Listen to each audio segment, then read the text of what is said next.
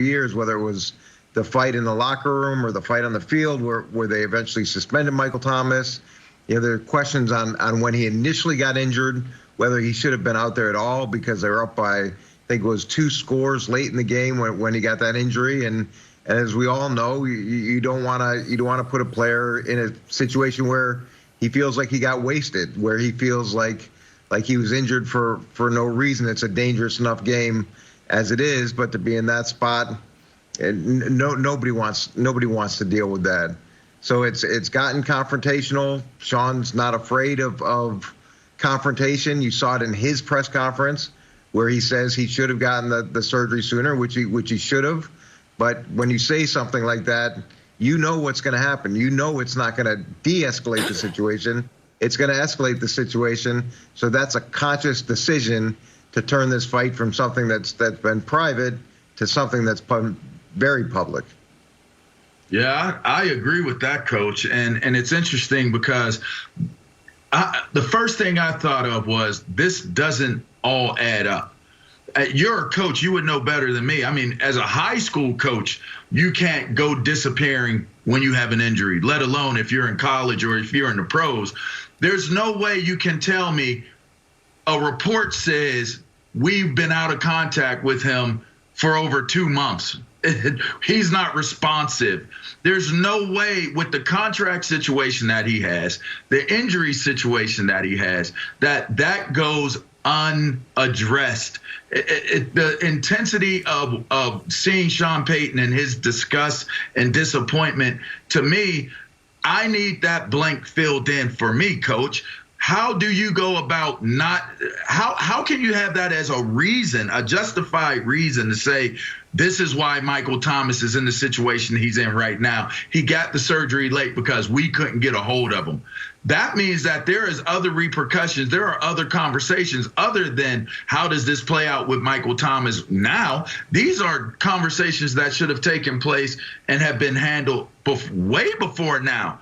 Because you don't have the opportunity, at least I don't recall when I had injuries during an offseason, you don't have the freedom to not be around the facility. You're too much of an investment. Am I missing something here, Coach? No, and with off-season injuries, players there's things built into the contract in terms of what you're supposed to do and when you're supposed to have surgery and when you're supposed to rehab it, and there's flexibility built into it. But at some point, this could become a conduct detrimental to the team type situation where it's you go to the collective bargaining agreement and you say that he's violated his contract. But again, that just keeps escalating all of the issues that they have right now. If anything, you want to de-escalate it as much as you possibly can because you can't move on from him due to salary cap reasons. And he's a really good player that can help you win. But it's gone to more anger and frustration, and now it's public. And as we all know, when it becomes public, it just gets that much worse. Yeah, I agree with you, Coach, that you'd want to de-escalate this thing, but they may be past that point. It seems like that just may not be possible. And I'm with you, LeVar. Like, I just don't see how a player cannot be responsive at all to the team that's paying him, in this case, $96 million. All right, maybe, Coach, is there language in the contract? Do they try to go that route and get some, get some legal action against him, in this context because he violated the terms of the contract? If indeed he did, I don't know what's in his contract, but even the Packers were able to get in touch with Aaron Rodgers this previous offseason, as upset as he was. So that tells you how angry Michael Thomas is, having the surgery late. I would have thought that a guy like that, who was a few years ago recognized as maybe the best wide receiver in the game, he only played 7 games last year. Now he's kind of off the radar in those types of discussions.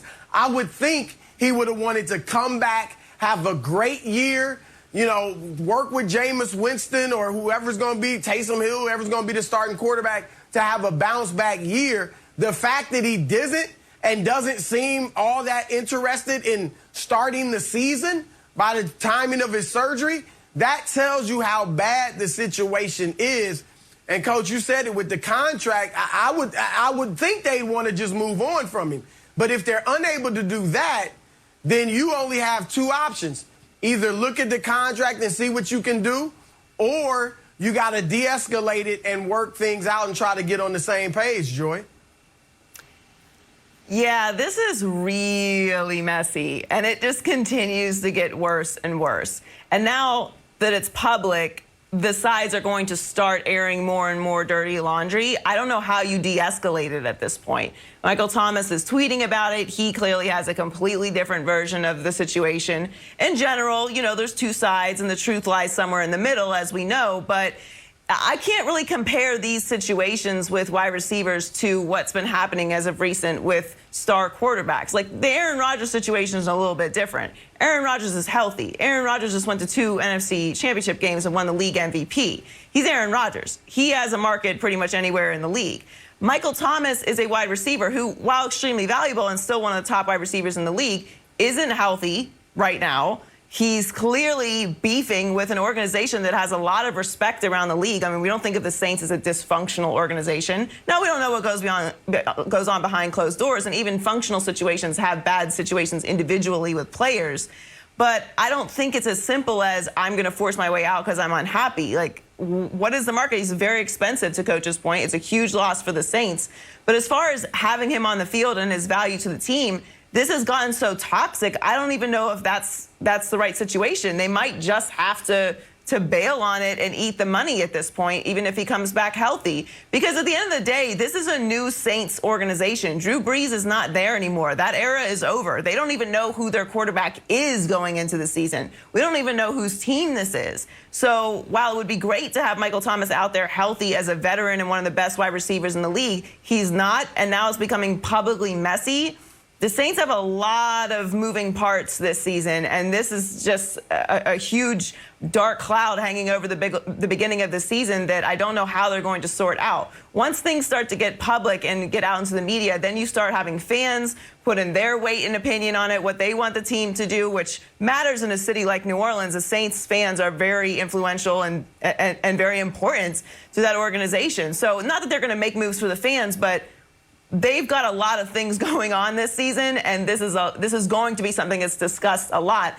And now that Sean Payton made that statement in that press conference, I'm clearly unhappy with how things were handled with the surgery, you know, it's just going to continue to get messier. And especially in an environment like today where everyone has a real opinion about what they're doing with their bodies and being told what to do. And, you know, there's a lot of different cards that could be played here that could make this even messier than it already is.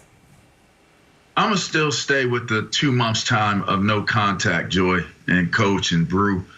I sit here and I think to myself, maybe we're not seeing this from the proper perspective. And again, I'll always defer to you because you've probably gone through these situations as a coach. But maybe Sean Payton's frustration isn't being really, really lobbed at Michael Thomas in this situation. It could be the medical staff. And the story, the tweet, people are kind of coming after Michael Thomas and saying, well, Michael Thomas, if you have your side of the story, you need to tell your side of the story. Maybe he's not telling his side of the story because him and Sean Payton may in some way be on the same page. I just feel like there's a gap here, Coach. And again, if I'm missing it, I'm missing it. But 2 months time of no contact between your medical staff and your player, and he's one of your highest paid players, now your highest paid player, Coach, something ain't right. Something ain't right, Coach. Well, here's the deal with that, LeVar. You can replace your doctor. You can replace your trainer. And those guys will get replaced in a heartbeat, especially if you feel like they mismanage your top player. You can go get somebody new in that position, and they don't cost you $32 million in dead cap money. In terms of not being able to reach him, I'm sure they called him maybe hundreds of times, and they reached out to his agent, and they probably reached out to friends of his. And Michael took the position that he didn't want to talk to him. And last year, here's another value of Drew Brees outside of how well he plays. There's a relationship there, and oftentimes players will play for other players and for the relationship they have. And then when Drew moves on and you've got uncertainty at the quarterback position and you're frustrated with the organization and maybe you feel like you should have never been